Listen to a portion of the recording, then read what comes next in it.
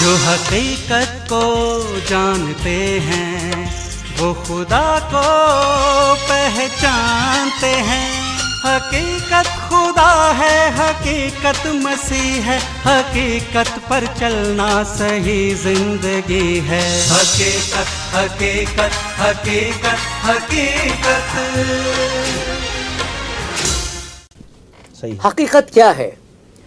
अजीज नाजरीन, एक बार फिर से आपका खादिम ऐनुल हबीब आपकी खिदमत में आपका अपना प्रोग्राम हकीकत लेकर हाजिर हो रहा है। पिछले प्रोग्राम में हमने कुछ खास बातों को देखा। हमने 3 ऐसे किरदारों को देखा था जिनका नाम था हन्ना, एल्काना और पनीना। हन्ना एक ऐसी खातून थी जिनके ऊपर जुल्म हो रहा था, और जुल्म की वजह थी कि वो बांझ थी। खुदावंद ने उनकी कोख को बंद कर रखा था, और उनके शौहर जो थे एल्काना उनसे बेहद मोहब्बत करते थे। इसके बावजूद उन्होंने दूसरी शादी कर रखी थी पनीना नाम की एक खातून से, और पनीना से काफ़ी उनको औलादें हुई थीं, और इसी के सबब बेचारी हन्ना को सताया जाता था, उन्हें ताने दिए जाते थे और वो हमेशा परेशान रहती थी। एक मर्तबा ऐसा होता है कि वो शिलो आते हैं इबादत के लिए, नजराना चढ़ाने के लिए, और वहाँ पर जब शाम हो जाती है तो हन्ना जाकर खुदा से दुआ करती है, एक औलाद मांगती है, और यह कहती है कि अगर तूने मुझे एक बेटा दिया तो उस बेटे को मैं तेरे सुपुर्द कर दूंगी और वो तेरी खिदमत में लग जाएगा। और फिर ऐसा होता है कि खुदा उसकी दुआओं को सुनता है और उसे एक बेटा देता है। अब आगे देखते हैं क्या होता है। क्या हन्ना अपने वादे को निभाती है? अगर निभाती है तो उसके एवज़ में उसे क्या मिलता है? और इसमें मदद करने के लिए हमारे साथ हमारे अजीज़ दोस्त आज फिर से यहाँ पर आ गए हैं, और हमको किताब मुक़द्दस से पढ़कर वो बताएंगे कि आगे क्या होता है और बनी इसराइल पर इसका क्या असर होता है। तो मिलते हैं जनाब असगर साहब से। अस्सलाम वालेकुम। वालेकुम सलाम। विक्टर साहब। आदाब। आदाब। जॉय साहब। अस्सलाम वालेकुम। वालेकुम सलाम। अशरफ साहब।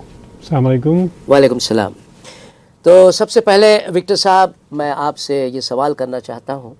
पिछली बार आप कुछ बता रहे थे ख़ास बातें, तो मैं ये सवाल करना चाहता हूँ कि क्या होता है, वो अपनी औलाद को लेकर वहाँ पर पहुँचती हैं और बच्चा छोटा है, और छोटे बच्चे को लेकर वहाँ जाना क्या ये मुनासिब था उनके लिए, हन्ना के लिए?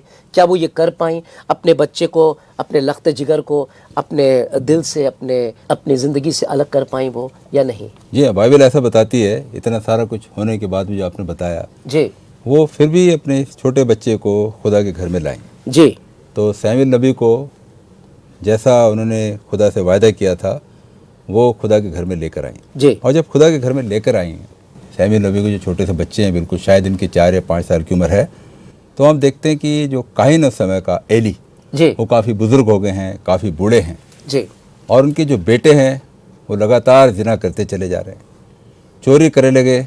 जो खुदा के लिए भेंटें लाई जाती थी उनमें से वो चोरी कर लेते थे। जी, वो चढ़ावे को। हाँ, और फिर काहिन एली ने अपने इन बच्चों को समझाया कि ऐसा मत करो, लेकिन बाइबल बताती है कि तब भी इन लोगों ने अपने बाप की बात को नहीं माना।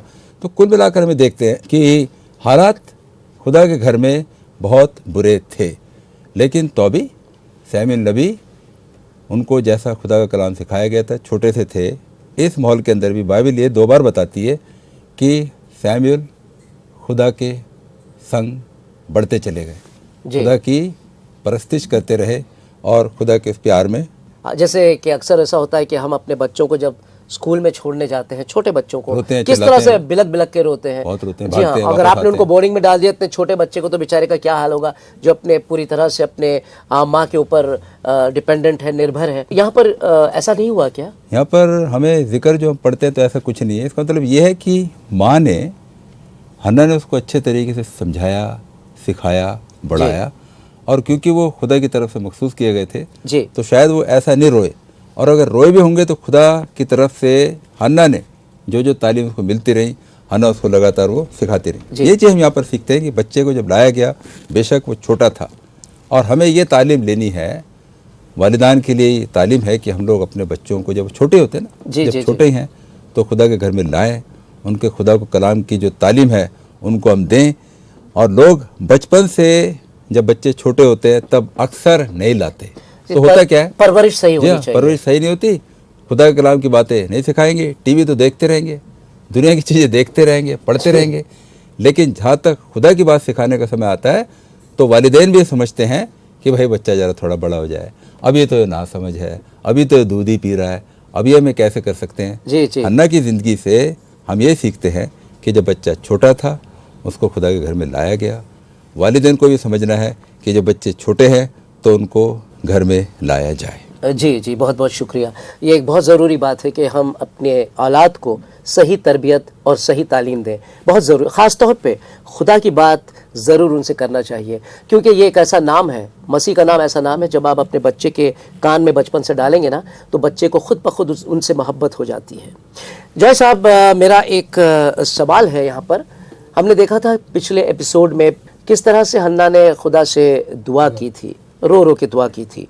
क्या बाद में भी उन्होंने कोई दुआ की, खुदा का शुक्र अदा किया जब सैमुअल उनकी गोद में आए? जी हाँ, एक बार तब आई थी वो शिलोह पर, जब वो बिलख बिलख के रो के दुआ कर रही थी, बहुत ही तकलीफ में थी जी। इतना कि वो एली कहता तू शराब पी के आ गई शायद। अच्छा। और अभी उसके बाद नहीं आई हैं। अब जब बच्चा बड़ा हो गया, अब फिर वापस शिलोह में आई हैं खुदा की हजूरी में। यहाँ पे फिर उनकी दुआ का जिक्र है जी। अब मैं एक बात कहूँगा, अक्सर हमारे साथ दुआ के साथ दूसरा शब्द जो जुड़ा होता है, लफ्ज़ दुआ मांगी जाती है। अक्सर हम दुआ के साथ मांगने को जोड़ रखते हैं, हमेशा मांगते ही हैं। जी, जी। लेकिन यहाँ पे एक खास बात है, यहाँ हन्ना ने कुछ नहीं मांगा। पहले में मांगा उन्होंने, लेकिन यहाँ पे उसने कुछ नहीं मांगा, तारीफ किया जो कुछ खुदा ने तारीफ दिया और है। शुक्रगुजारी जी। खुदा के कामों की। खुदा के लिखा है मेरी रूह खुदा में शादमान है, खुशी मना रही हैं और उसके कामों का जिक्र कर रही हैं, किस तरह उसने बुलंद किया है, किस तरह उसके ज़बान पर उनको उनके दुश्मनों के खिलाफ उन्होंने बढ़ावा दिया है। और वो कहते हैं वही जो खुदा का जो कुदूस है वही खुदा है और कोई है नहीं, उसकी जैसी कोई चट्टान नहीं है। और बड़ी मुझसे बड़ी बातें मत बोलो, खुदा के खिलाफ इतना घमंड ना करो। जी जी। वो बड़े बड़े शूरवीरों को नीचा कर देता है और जो पस्त हाल है, जो घूरे हुए बैठे हैं, जी, जी। उनको ऊंचे पे बादशाहों के साथ बैठाता है। और वो जो बेऔलाद थी उसको औलाद दे दी, और जो औलाद वाली थी उसको मोहताज कर दिया। इसका मतलब खुदा से इल्तिजा करने के बदले उसने खुदावंत की हमद सिताइश की। हम तो सिताइश और तारीफ ही तारीफ करती जा रही है। और ये खुदा है सारा, वही बादशाह वही सब कुछ करता है, वही मौत देता है, वही जिंदगी देता है, वही गरीबी देता है, वही दौलत देता है, सब कुछ उसी के हाथ में है। उसने ये सब कुछ जान लिया, उसका बयान कर रही है। और वही आखिर में कहती है कि अपने बादशाह को कुव्वत देगा, अपने मुक़द्दस को ऊंचा उठाएगा। तो ये हन्ना जो कर रही है, खुदा उनकी शादमानी करे, खुदा का शुक्र कर रही है और उसको बढ़ाती जा रही, ऊंचा करती जा रही है और कह रही खुदा कौन है, क्या है। ये नबी की माँ है जी। एक नबी है जिसको हन्ना ने मांग के हासिल किया है और उसके इतनी खुशदारी, इतनी ज़्यादा खुश है, खुशी का बयान कर रही है। और ये मौका क्या है जब कुछ दे रही है खुदा को जी। देते वक्त अक्सर जब कुछ देते हैं ना, हमारा कुछ जा रहा है, एक औरत से, एक माँ से उसका बच्चा ले लो, बड़ी तकलीफ होती है, बहुत बहुत बहुत तकलीफ होती है। लेकिन यहाँ पे खुशी मनाई जा रही है। इतना खुशी से देना मुबारक है, लिखा है देना मुबारक है, खुशी से देना। अगर हम भी जब देते हैं खुदा को, जो खुशी दे खुदा को कबूल है। और थोड़ा वैसे करे देना पड़ेगा, ये वो करके नहीं, ऐसा नहीं तो खुदा शायद मारेगा, इसलिए कोई खुदा का वो हक दो, डर डर के देना या अपना दिल महसूस के देना, छोटा दिल करके नहीं। जी जी। अपना सब कुछ दे रही, जो सबसे अजीज है उसके पास, जो बड़ी मुश्किल से, वही तो उसकी दौलत थी उस वक्त, वही दौलत, सब कुछ खुशी के साथ दे दिया। और खुदा बहुत खुश है उसके इस रवैये से देने से। और बड़ा ही उसी वक्त से वो बच्चा खुदा की खिदमत में लग गया। लिखा आखिरी आयत में लिखा है कि तब एलकना अपने घर चला गया और बच्चा खुदा की खिदमत में लग गया। जी जी, शुरू से ही, बचपन से। जी हाँ, उसी वक्त से वो खिदमत में दे दिया, खिदमत में लग गया वो बच्चा। जी असगर साहब, यहाँ पर एक दो बातें मेरे जहन में आई, मेरी नज़र में आई जब आप पढ़ रहे थे कलाम इलाही में लिखा है कि खुदा अपने बादशाह को ऊंचा उठाएगा और अपना जिसे उसने मस्सा दिया है उसको शादमान करेगा। वो ये किसकी तरफ इशारा है? हाँ, अब एक्चुअली वहाँ पे देखिए जो हिब्रू में लफ्ज़ है वो है मसीह जी, और वो मसीहा को हमेशा के लिए उठाएगा। तो ये आने वाला मसीह जो है, क्योंकि वहाँ पे एक बात लिखा है कि हमेशा उसकी बादशाहत कायम रहेगी जी। तो बादशाहों में ऐसा कोई नहीं रहा जो हमेशा कायम रहेगा, और ये आने वाले मसीह की तरफ इशारा है, क्योंकि लूक 1:32 और बहुत सारे मुकामों पे दानियल 7:13 और 14 पे लिखा है कि वो हमेशा बादशाही करेंगे। कौन? हजरत खुदावंद यीशु मसीह के बारे में है। और तो ये उनके बारे में है, क्योंकि नई एक शुरुआत होती है।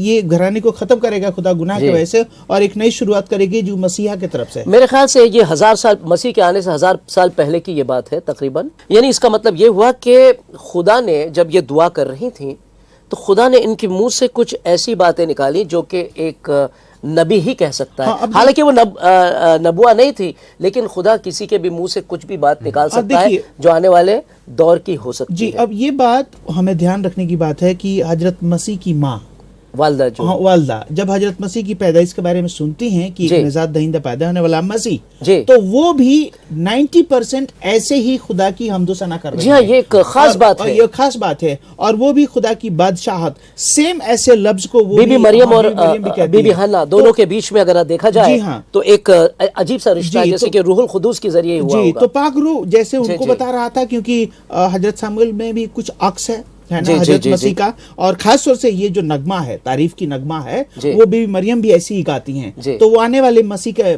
बारे में वो अक्स है। अशरफ साहब, मैं आपकी तवज्जो उस तरफ डालना चाहूंगा। अभी तो हमने बड़ी खूबसूरत बातें की, लेकिन साथ ही साथ ये भी एक वाकया होता है, जब तो ये काहिन थे, तो इन्होंने जो हरकतें की हैं, तो इसके सबब खुदा ने क्या किया?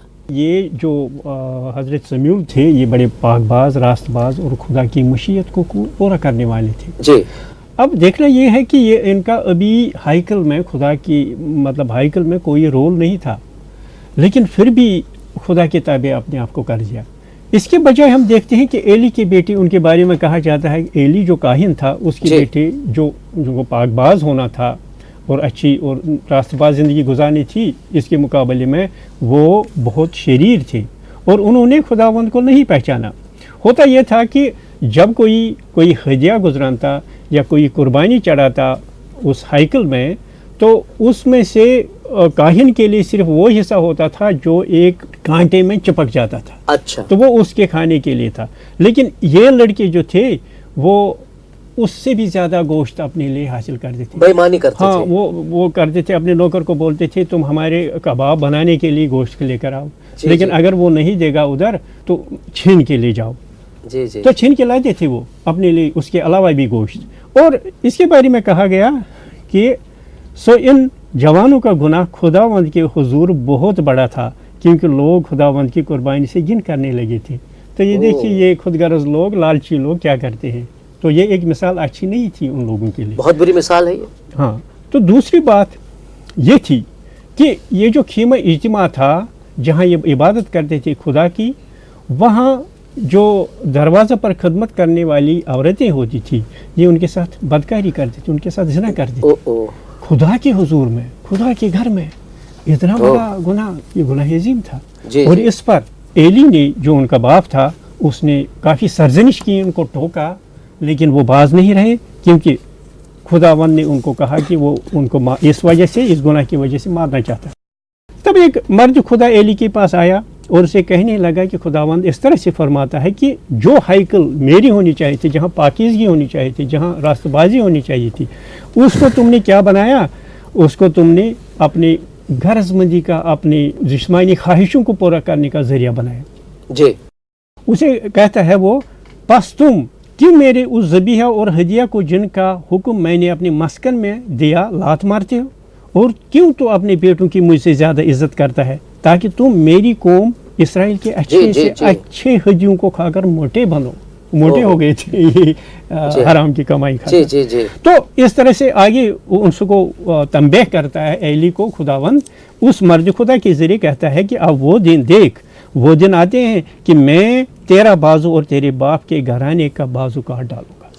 तो आगे ये भी कहता है, इसी पर बात नहीं, आगे कहता है अब तेरे दोनों बेटों हुफनी और फिनेहास पर नाजिल होगा, वही तेरे लिए निशान ठहरे गए। इन दोनों को हलाक होना है और वो दोनों एक ही दिन मर जाएंगे। ओहो, असगर साहब, यहाँ पर अभी हमने सुना कि किस तरह से खुदा पाक जो है बदला चुकाएगा, कैसे इन लोगों को सबक सिखाएगा। तो किस तरह से वो अपने इस जमात को, जो काहिनों की जमात है यहाँ पर, जो शिलो में खुदा की खिदमत करती आई इतने सालों से, उनका खात्मा कैसे करेगा या क्या करेगा उनके साथ?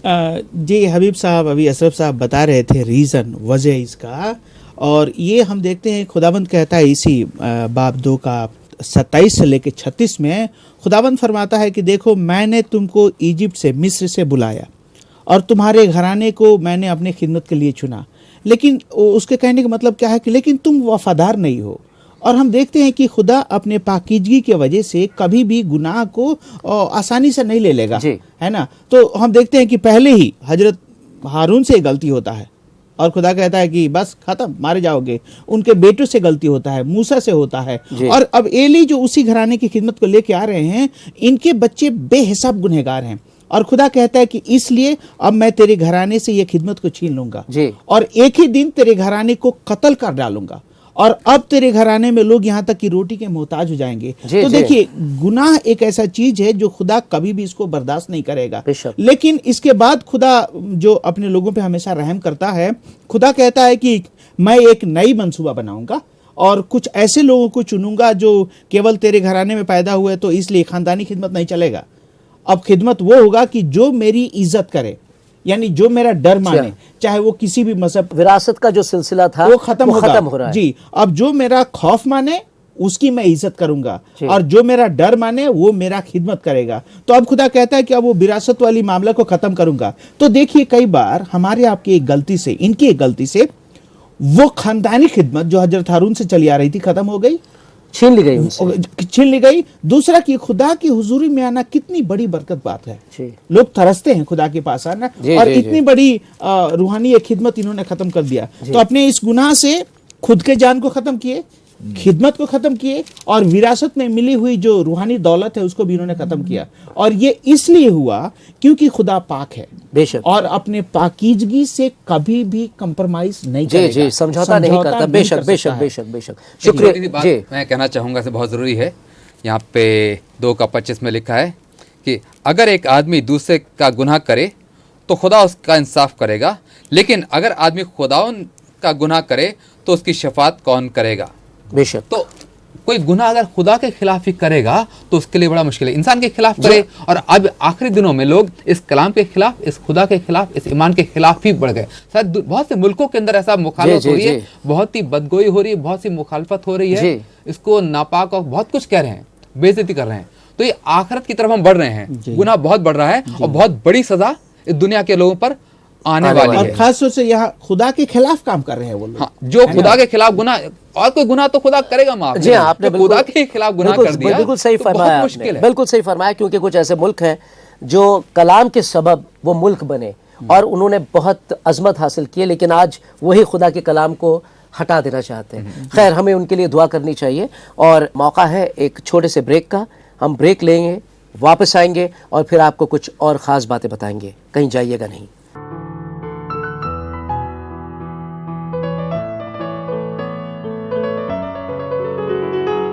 Education has the power to break the cycle of poverty. Sponsor a child, donate for a cause, invest in their future.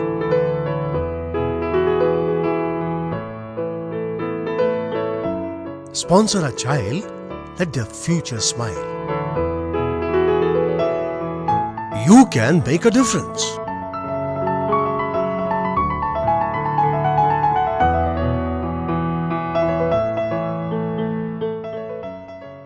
अजीज नाजरीन, जैसा कि हमने कहा, हम गए और फौरन लौट कर आ गए।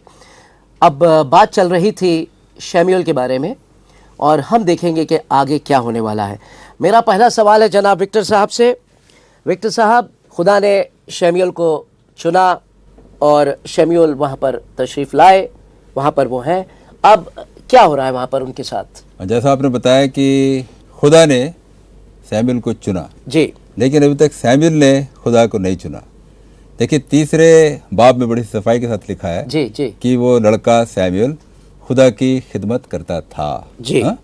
लेकिन फिर 7वीं आयत में लिखा है और शमूएल खुदा को नहीं जानता था। 2 बातें बड़ी अजीब सी हो रही। वो खिदमत कर रहा है जी, लेकिन जिसकी खिदमत कर रहा है उसको ये लड़का शमूएल नहीं जानता। तो अब ज़रूरत ये थी कि ये शमूएल लड़का भी खुदा को एकदम पर्सनली जान जाए जी। तो यहाँ पर उसकी बुल्हाट में मैं कुछ बातें आपको बताना चाहता हूँ कि जब उसको खुदावंद की खिदमत के लिए यहाँ पर लाया गया तो बाइबल बताती है खुदा का कलाम नायाब था, बड़ी मुश्किल से मिलता था जी। और ऐसे हालात में सैमुएल लड़के को खुदा के घर में लाया गया।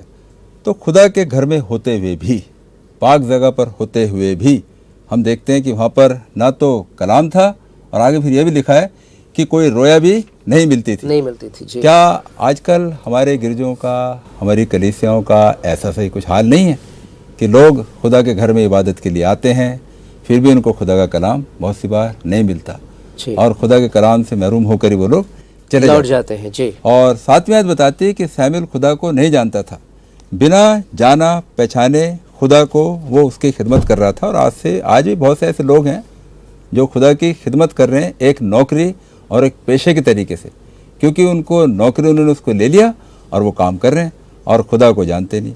उनके माँ बाप ने शायद दुआ की होगी कि अगर खुदा तू मुझे बच्चा देगा, बेटी देगा, बेटा देगा तो मैं तुझे दे दूंगा या दे दूंगी। वो तो अपना फर्ज पूरा कर लेते हैं माँ बाप, लेकिन अब उस बच्चे को भी तो हकीकत में उस खुदा को जानना है। बेशक तो अब इस सैमुएल को अब खुदा को जानना था, इसलिए खुदा उसको बुलाता है और उसको आवाज़ लगाता है सैमुएल, और सैमुएल उठ के कहाँ जाता है? एली के पास, क्योंकि यहाँ पर लिखा है कि वो लड़का सैमुएल एली के सामने खुदा की खिदमत करता था। खुदा और सैमुएल के बीच में एली आ जाता था। तो इसको आवाज़ लगी, खुदा ने बुलाया सैमुएल, तो वो गया एली के पास। दूसरी बार फिर आवाज़ लगी सैमुएल, बाइबल बताती है वो फिर एली के पास गया।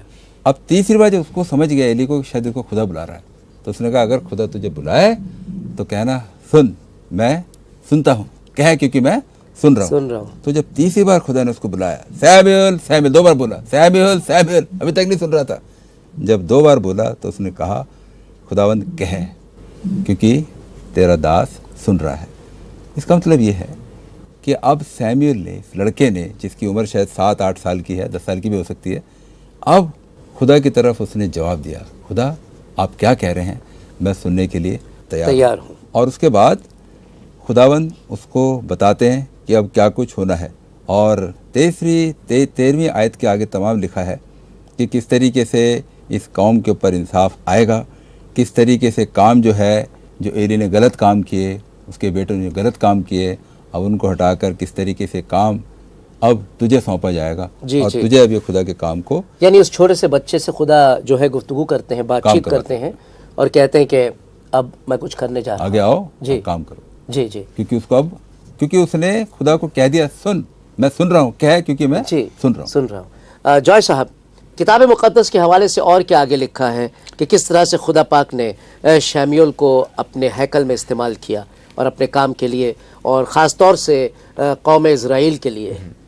जैसे बताया पहले समय 3 बाब की पहली आयत के अंदर, उन दिनों खुदा का कलाम नायब था, मतलब मिलता नहीं था, ये आम बात नहीं थी, खुदा बात कर रहा है। इसीलिए जब वो सैमुएल था उसको ऐसी तालीम थी, खुदा बात करता हुआ सुनो, पता नहीं कौन आवाज़ दे रहा, शायद एली बुला रहा है। जी।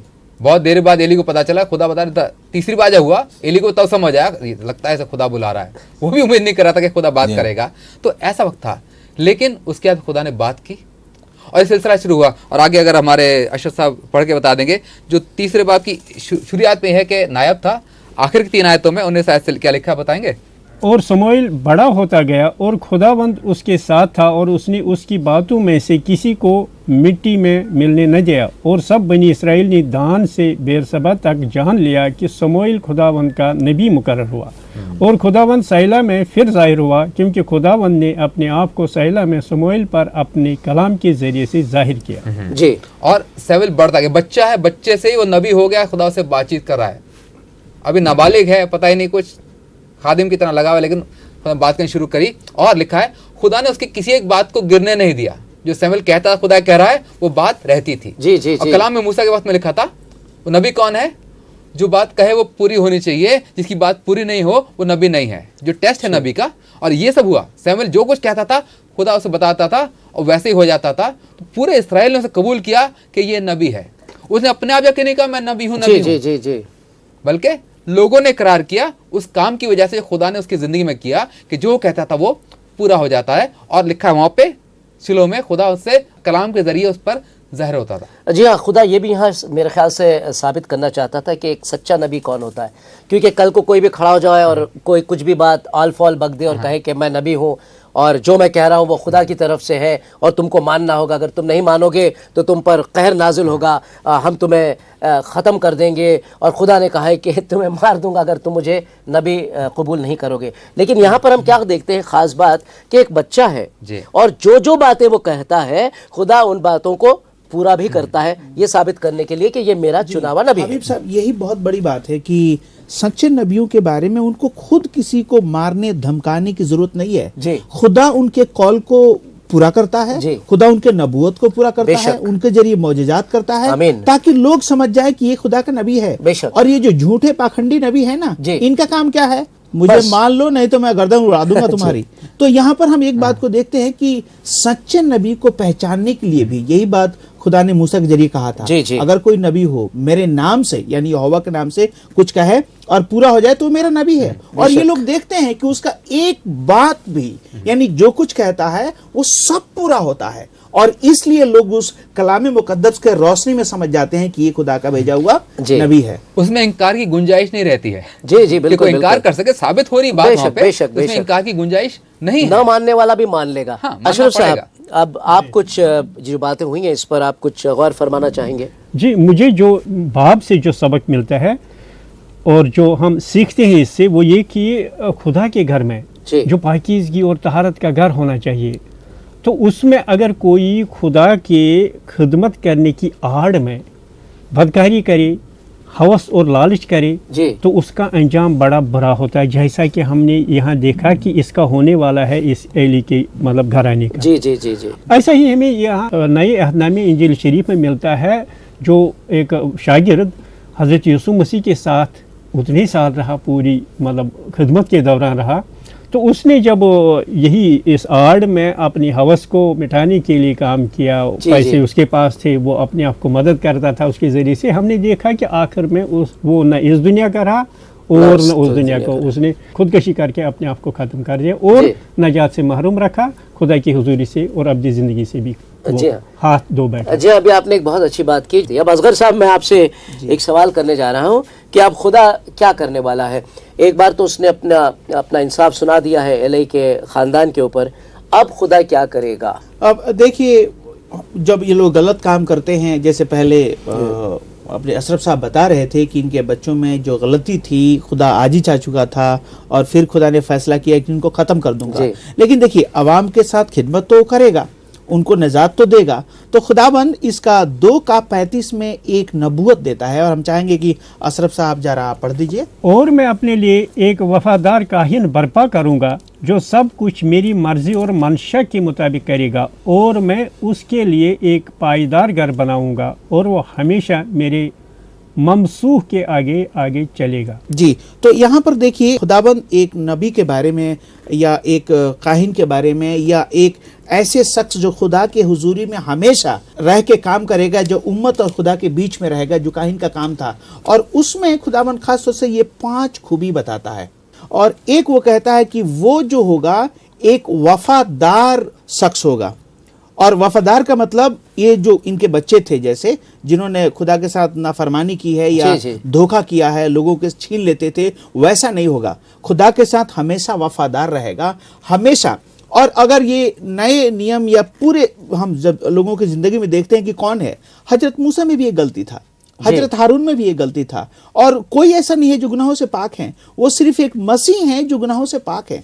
दूसरा, खुदाबंद कहता है कि वो मेरे मर्जी के मुताबिक काम करेगा। अब ये भी हजरत मसीह की जब बपतिस्मा हुआ तो लिखा है मत्ती 3:17 में कि जैसे बपतिस्मा लेके ऊपर आते हैं, आसमान से खुदा ने ही आवाज दिया कि देखो मेरे बेटे, मेरे मसीह को, इससे मेरा दिल खुश है। जी, तो खुदावंद कहता है कि जिस बंदे को मैं चुनने वाला हूं, जो मेरी खिदमत करेगा, उससे मेरा दिल खुश रहेगा। फिर आगे मसीह इसको कंफर्म करते हैं, यूहन्ना 8:29 में वो कहते हैं कि देखो मेरा खुदा भेजने वाला, जिसने मुझे भेजा है, हमेशा मेरे साथ है। क्यों? क्योंकि हमेशा मैं वो काम करता हूं जिससे वो खुश होता है। तो एक मसीह की अपनी गवाही है और दूसरा खुदा की गवाही है कि इससे मेरा दिल खुश है। ऐसा कहने वाला और कोई नहीं है। बेशक तीसरा वहां पर खुदावंद कहता है कि वो हमेशा जिंदा रहेगा जी, वो कभी मरेगा नहीं। और जब मसीह कहते हैं कि देख जिंदगी और हयात मैं हूं, इसका मतलब क्या है कि वो मरेंगे और जी उठेंगे और हमेशा जिंदा रहेंगे। और मुकाशिफा 1:17 से 21 में वो कहते हैं कि देख मैं मर गया था, किसके लिए? हमारे गुनाहों खातिर, और अब मैं हमेशा के लिए जिंदा हूं। तो ये तमाम जब आयत को हम देखते हैं, खास तौर से वो कोई गलती नहीं करेगा, वो कोई गुनाह नहीं करेगा। और मसीह कहते हैं यूहन्ना 8:46 में, तुम में से कौन है जो मेरे गुनाह को साबित कर सकता? जी जी, बिल्कुल बिल्कुल। और ये उनके चैलेंज को लिया गया था एक तरीके से, नेशनल इन्वेस्टिगेशन, पायलट और हेरोद ने दोनों ने इन्वेस्टिगेट किया और तब कहा कि ये बिल्कुल बेगुनाह है, इसमें हम कोई गलती नहीं पाते हैं। तो ये जो नबूवत है, क्योंकि खुदा पाक है, पाकीज़गी से कभी कंप्रोमाइज नहीं करेगा। और खुदा चाहता है कि एक ऐसा शख्स आए जो उसके पाकीज़गी के डिमांड को पूरा करे, और वो हजरत मसीह है। इसलिए कोई नापाक नबी, गुनहगार नबी, झूठा नबी, ऐसा गलत काम करने वाला इंसान इस याजक के खिदमत को रिप्लेस नहीं कर सकता है। बेशक इसकी खिदमत वही रिप्लेस करेगा जिसमें ये 5 खूबी हो। मैं ये क्यों कह रहा हूं कि कुछ हजरात हैं ऐसा जो कहते हैं कि यहाँ खुदा ने जो कहा ना कि तुमसे खिदमत ले ली जाएगी, तो हमारे वो शख्स है जो ये खिदमत करता है। और मैं कहना चाहता हूँ ऐसे साहब से कि साहब वो काम करेगा जिसमें ये 5 खूबी है, और वो हजरत मसीह में जी। ये अक्सर ऐसा होता है क्योंकि इंसान जो है कलाम इलाही को पढ़ता नहीं है, गौर नहीं करता है, तो बेचारे मासूम है। तो इसीलिए हम यही राय देंगे, अगर आपके अंदर भी कोई ऐसा वसवसा है, कोई ऐसा ख्याल है कि आप किसी और ऐसे नबी को जानते हैं या किसी नबी ने आप पर यह जाहिर किया है, तो पहले आप कलाम इलाही के हवाले से उस चीज़ को जांच लें। तो मौका है अब आपसे इजाज़त लेने का, लेकिन दिल तो नहीं चाह रहा है। अगली बार हम ज़रूर मिलेंगे और इसी बात को जारी रखेंगे, आपको और ख़ास बातें बताएंगे। तब तक के लिए हमें इजाज़त दीजिए। खुदा हाफिज़। हम तहे दिल से हकीकत प्रोग्राम के चाहने वालों का शुक्रिया अदा करना चाहते हैं। यह आपकी दुआओं का सिला है और साथ ही आपके दिए मोहब्बत भरे भेंट, नजराने और हदियों से मुमकिन हुआ है कि हमारा प्रोग्राम इतने लंबे अरसे से यहाँ चलाया जा रहा है। आप कहेंगे ये खुदा का करना है, बेशक, मगर साथ ही साथ खुदा ये भी तो फरमाता है कि उसके बंदे उसके काम में उसका हाथ बटाएं। आप चाहें तो आप हमारे साथ इस मुबारक काम में शरीके कार बन सकते हैं। आप पूछेंगे कैसे? बस अपनी भेंट, नजराने और हदिये आप इस दिए हुए पते पर रवाना कर दें। अगर आप इस बारे में और जानकारी चाहते हैं तो हमें इस पते पर खत लिखें। पोस्ट बॉक्स नंबर 8028, नई दिल्ली 110033। फिर आपसे दोबारा रूबरू होंगे इसी वक्त। तब तक के लिए शुक्रिया।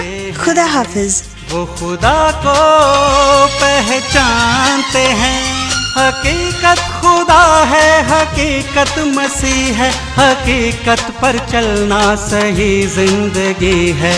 हकीकत खुदा है, हकीकत मसीह है, हकीकत पर चलना सही जिंदगी है। हकीकत हकीकत हकीकत हकीकत।